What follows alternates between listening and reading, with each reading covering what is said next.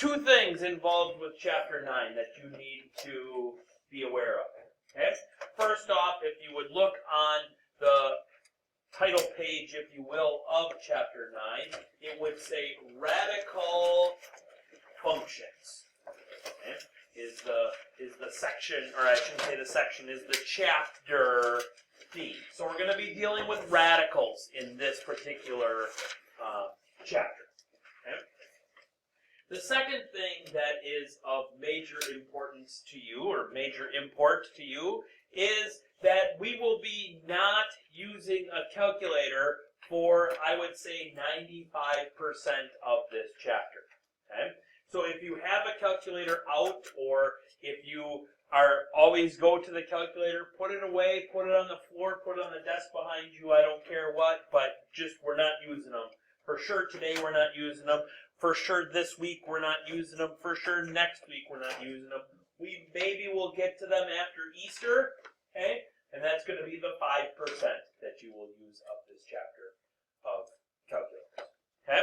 So everything we're going to use non-calculators for. We're going to be simplifying radicals, which you've done before.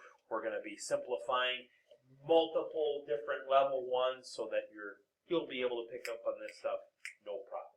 Okay?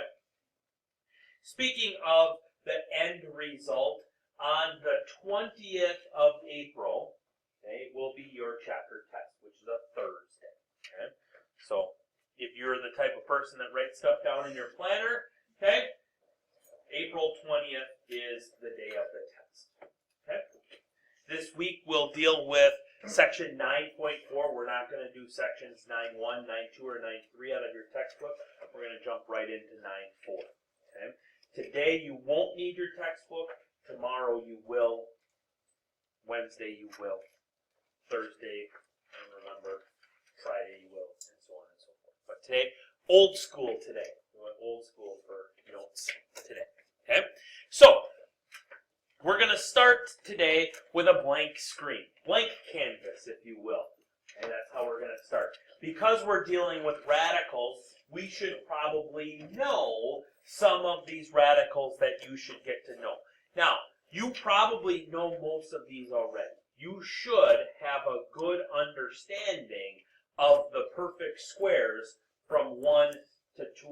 Okay? You should, there's a couple that you might not get. 1 to 10, you should be able to rattle off like it's going on a stop. Okay? But then when you get upwards, 14's kind of the forgotten one, and 17 and all that fun stuff. Okay? But you're going to create a list right now, and you're actually probably going to go on the side or on the top or however you want, wherever you want. But the perfect squares, we're going to write down our perfect squares 1 to 20.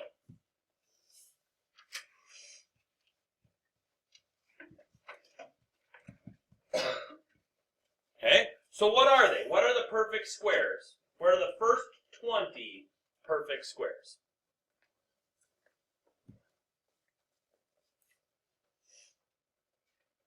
What are the first 20 perfect squares? Oop. 1. Okay. Next one? 4. Next one? 9. 16. That's the first 4. Okay. Somebody else give me the next 4.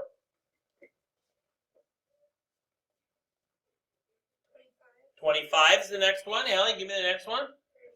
36. 49. 64. Somebody else give me the next 4. Joe? 81. 100. 121. 144.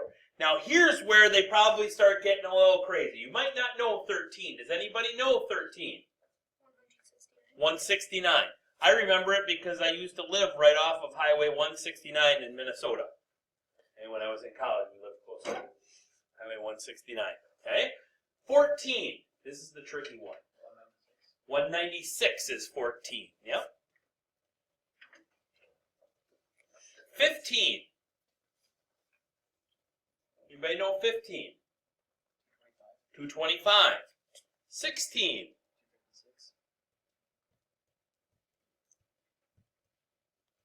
17. Anybody know 17?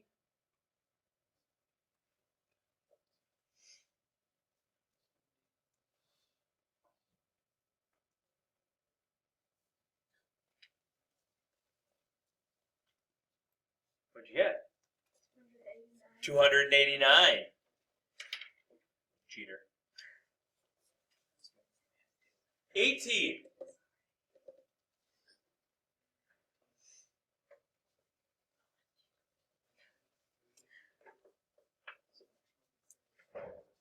$324.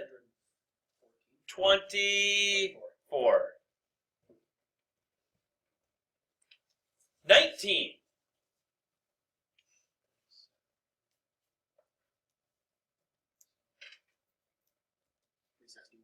361.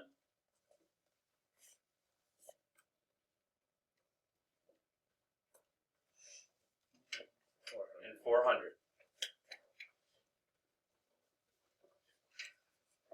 Okay. So those are the perfect squares. Now, are you gonna have to, for sure you should know those top 3 rows. Okay. 1 to 12 you should be able to rattle those off, which you guys were pretty good. You guys were pretty good up to about 17, those last 4. And that's, like I said, those get a little bit trickier because you don't use them as much. Okay? All right, now let's do perfect cubes.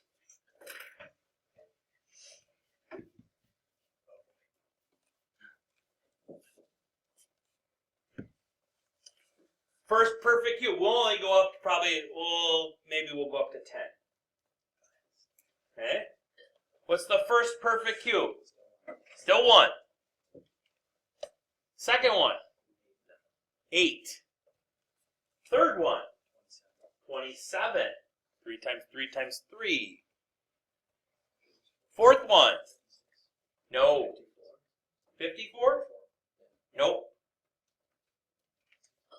64.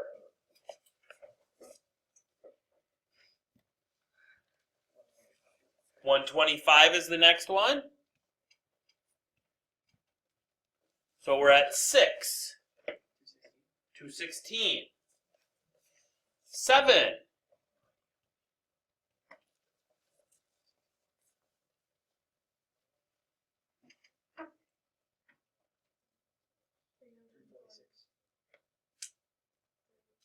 343. 8.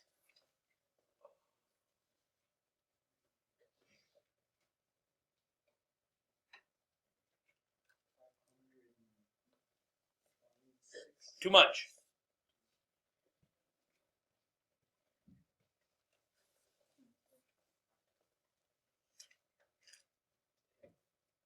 9. This one should be relatively easy.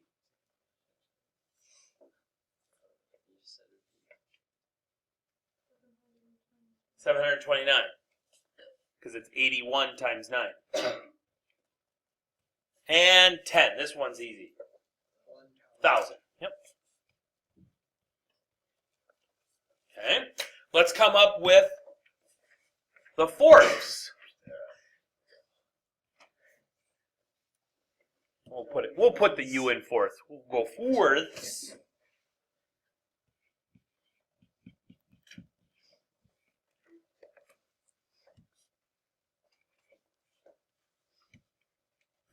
One. 2 to the 4th power. 16. 3 to the 4th power. 81. 4 to the 4th power. Too much. 256. 5 to the 4th power. 625. Colin, put your phone away. No. Oh, I thought it looked like you were just texting. Oh, okay. All right. Okay. Do we need to go anything bigger than that? Probably not. Okay. Fifths. Let's do at least the first 4 fifths. Actually, we'll do the first 5 fifths. Okay.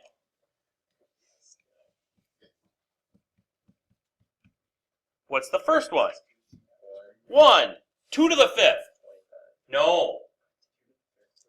32. 3 to the 5th.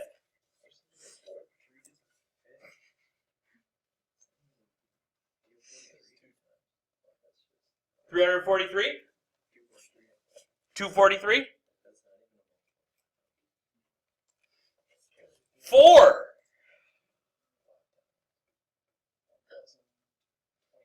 1024? 5. 3,125. Okay? Alright? Now we're getting pretty big. Those grow really fast. Okay? Now, get to know those. Okay? Get to know those. Especially like the first halves of all of those. Because those are going to come up. That's going to make your life a lot simpler in the next 3 weeks. Okay? For sure in the next 3 weeks. And beyond that, it's going to make it a lot simpler too. Okay? Because what we're going to be doing is we are going to be taking radical exponents or rational expressions, and we're going to be simplifying them today. Okay? Either way, sometimes it might be easier for you to do a rational exponent. Okay? This right here, this is a rational exponent. It's an exponent that's a fraction. Okay, that's what a rational exponent is. And this is called exponential form, or exponent form of it. Okay? All right? This over here is the equivalent radical of it. Or you could also write this as the nth root of a to the m power. Okay? The exponent on radicals is interchangeable. You can leave it outside. Sometimes it's easier to leave it outside. You can bring it inside if you want. Okay? For instance, if we have something like the square root of 7, okay, that has what's called an index of 2. Okay? The number of the radical, okay, or the number tucked in the radical, if you will, is called the index. It's what root you are taking. Okay? So here we're taking the second root. We call that the square root. Okay? Later on, we're going to take the cube root. Later on, we're going to take the fifth root. Okay? So if this was a cube root, then there would be a 3 right there, or a 5 right there if we're doing the fifth root. Okay? That number right in there tells you what root you're taking. Okay? So in exponent form, the square root of 7 is 7 to the 1/2 power. In radical form, 7 to the 1/2 power is the square root of 7. Okay? So those are interchangeable forms. Okay? The reason we tell you these things is because if I'm asking you to find 16 to the 3/2 power, which is a totally logical, mathematical at this level expression, okay? 16 to the 3/2 power is the square root of 16, which, what's the square root of 16? 4, okay? So you've already simplified this, okay? This part down here, this one down here tells me what root I'm taking, square root. The square root of 16 is 4, and then I've got to cube that. 4 times 4 times 4 is 64, okay? So these problems are able to be done without a calculator, okay? By knowing what goes where. And you can simplify it a little bit quicker. Now, you could have done this as the square root of 16 cubed. But then you got to cube 16. And I don't know about you, but that's a big number. Okay? All right? Not a big fan of cubing 16, because I'd have to do 16 times 16. Luckily, it was on our list. What was that, 256, I think, maybe? Yeah, 256. And then I'd have to go that times another 16. Okay? And then I'd have to square root it. So we're going to try and keep our numbers small by doing the square root first. It's kind of, it doesn't matter which order we do them in, but if you do them in one way, it's a little bit easier than doing them in the other way. Okay? Let me show you that different approach with some smaller numbers so that we can actually do that a little bit better. Okay? So one method here is, like gold, okay? One method is we can do what we just did in that last problem. Okay? So that says here I'm taking the square root of 4. The square root of 4 is 2. Then I'm cubing that. 2 times 2 times 2 gets me 8. Okay? So that's one method. The other method that I was just talking about was, well, we can cube, put this in a different color, we can cube 4. 4 times 4 times 4 is 64. And then take the square root of that. Either way, we get 8 for our answer in both cases. Okay? So it doesn't matter which order you do that in. Again, it's more along the lines of a personal preference as to what you do. Okay? But the top number is your exponent. The bottom number is your index. Okay? You might want to write that down. Top number in rational exponent is your exponent. Bottom number is your index, or the root that you have to take. Top number is your exponent. Bottom number is the root that you take. We call that an index.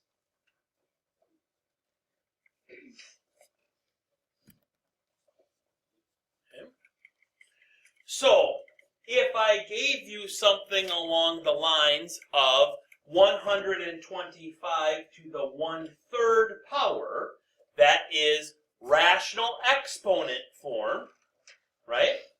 If I said, well, then put that in radical form, you could go like this, correct? Okay. Cube root of 125. But then you could go even further, because what's 125? 125 is what? 5 cubed. So this is like the cube root of 5 cubed. Which is what? Just 5. Because the cube root of 5 cubed, if I switch it back into radical exponent form, that's 5 cubed to the 1/3 power, which becomes 5 to the 3/3 power, which is just 5. Okay? You're going to flip-flop without even knowing it. You're going to flip-flop between forms. And it's going to make your life easier to flip-flop back and forth between forms. Okay? Until you see, oh, 125, that's 5 cubed. Okay? So here on this one, 32 to the negative 3/5 power, that becomes what in radical form? The 5th root, not 5 square root, 5th root of 32 to the negative 3rd power. Okay? So then, Max, what's the 5th root of 32? It's 2. So this becomes 2 to the negative 3rd power. In math, do we like negative exponents? No. So remembering that we make this become 1 over 2 to the positive third exponent. And 2 cubed is 8. So this really here is 1/8. If I had some peanut butter for you, I'd give it to you. Peanut butter cures the hiccups in my house. It does. It's just a spoonful of peanut butter. Cures the hiccups. Okay? So that's 1/8. So simplify that one once.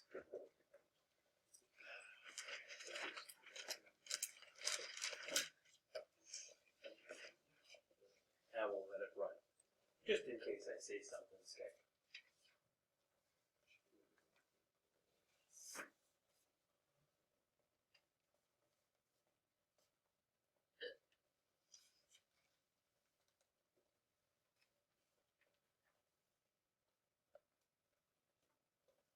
Cube root of 8 is 2. So this is 2 to the negative 2 power, which is 1 over 2 squared, which is 1/4. Agree?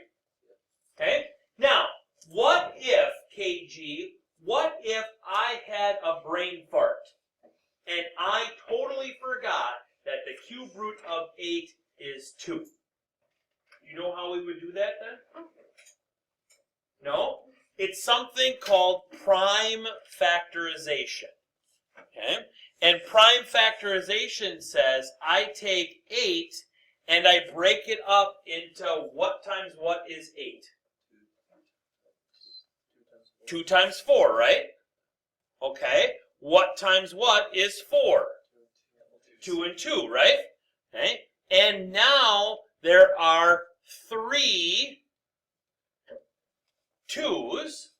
Okay. So because there's 3 of them, and I'm looking for the cube root, I need to have groups of 3. The cube root of 8 then becomes 2. Okay, with me on that? So then, like the 3 example for this one, that's always going to be your root, right? If it's in this spot, yep, that's a root. Okay. Yep. Okay. What about the 6th root of 64? What makes that one special? We didn't do 6 roots, did we? Stopped at 5. So, okay, so let's look at 64, and what times what is 64? 2 and 32? Okay. What times what is 32? 16 and 2. What times what is 4 and 4? What times what is 4? Now, because I am looking for the 6th root, I need to have a group of 6 of them, right? So here's 1, 2, 3, 4, 5, and 6. So what is the 6th root of 64? Straight 2. Okay? Just like the square root of 49 is 7, we call that 49, then we call that a perfect square. Okay? 64 is a perfect 6th. Okay? It's 2 to the 6th power. So we could have written this here as the 6th root of 2 to the 6th power, switched it, and gotten our 2. Okay? Now, mind-blowing time. What about the 8th root of 16? Okay. Well, what do we know about 16? It's a perfect square. It's a perfect fourth. So let's go with the perfect fourth instead. Because it's what to the 4th power? It's 2 to the 4th power. Okay? So that's a simplified radical form, yes? Yep. Let's switch it to exponent form. When I switch it to exponent form, what do I get?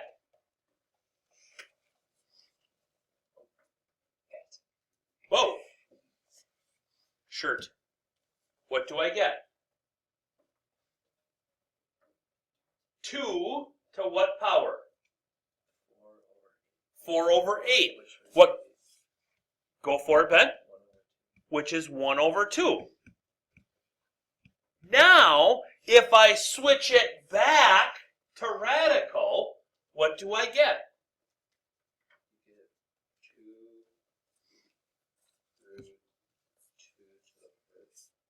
So what do I call that second root?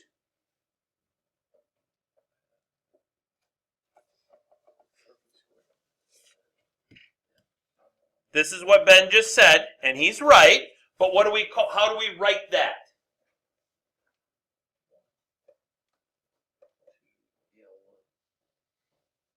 No?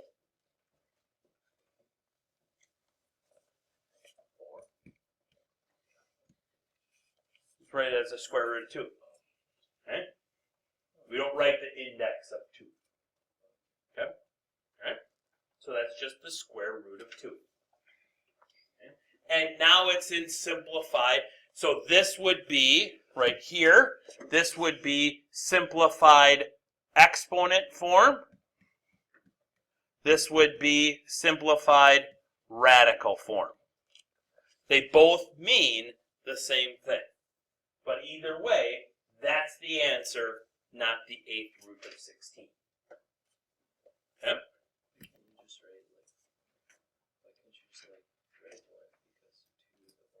Because we're not dividing, we're not multiplying by 1/2. It's in the exponent. You know what I mean? Okay? This is not, down here, this is not 2 times 1/2. It's 2 to the 1/2 power. Wouldn't that be 2 to the first?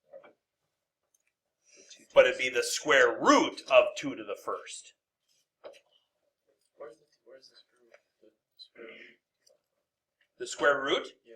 Because we have an index of 2. Remember on the front side I said the top number, the top is your exponent, Yeah. the bottom number is your root. Okay? Second root is square root. Okay? Third root is cube root, fourth root is fourth root, and so on and so forth. Okay? Alright? Do we like negative exponents? No. No. So let's make this a positive exponent. So this would be 8 to the positive 2/3 power over 1. Move it to the top, right? So really we're just dealing with 8 to the 2/3 power. So if you could simplify for me now 8 to the 2/3 power, I would really like it.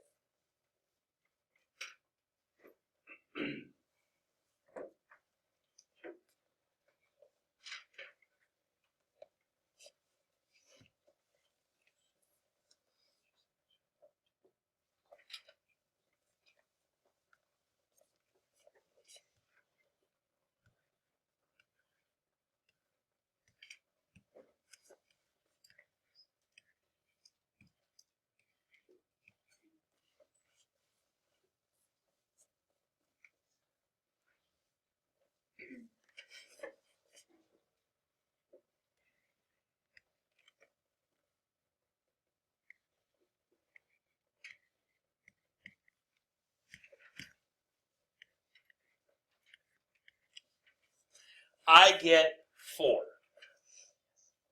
Okay? Either way you do it, okay? I get 4. Switching it into radical form, simplifying those radicals. Any questions on that?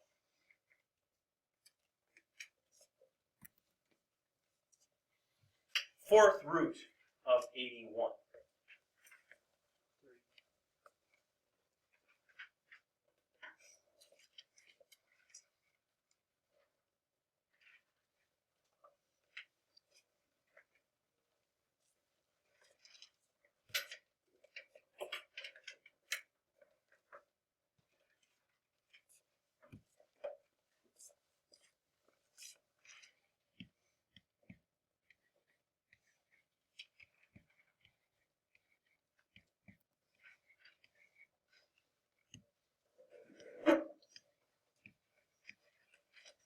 Okay.